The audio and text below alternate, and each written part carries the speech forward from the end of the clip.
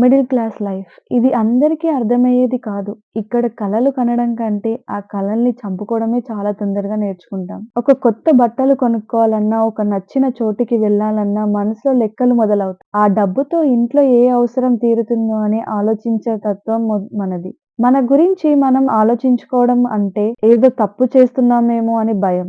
కన్నవారి కలల్లో ఆనందం చూడాలని కొందరు, పిల్లలు భవిష్యత్తు కోసం మరికొందరు. ఇలా ప్రతి ఒక్కరు తమ సొంత ఇష్టాలను సమాధి చేసుకొని బ్రతికేస్తుంటారు. కానీ ఒకటి గుర్తుంచుకో, ఈ పోరాటమే నిన్ను బలవంతుని చేస్తుంది. నీ దగ్గర కోట్లు లేకపోవచ్చు, కానీ బాధ్యతను మోసే గుండె ధైర్యం ఉంది. అదే నీ అతిపెద్ద ఆస్తి. ఓడిపోతున్నా అని బాధపడకు. ఈ నిశ్శబ్ద పోరాటమే రేపు నీకు సక్సెస్ స్టోరీ అవుతుంది. నీ కలల్ని వదులుకోకు. వాటి కోసం కష్టపడుతూనే ఉండు. మీ ఇంట్లో కూడా ఇలాంటి సైలెంట్ హీరో ఉన్నారా? ఉంటే కామెంట్ సెక్షన్‌లో చెప్పండి. వీడియో నచ్చితే లైక్, షేర్, సబ్స్క్రైబ్ చేసుకోండి.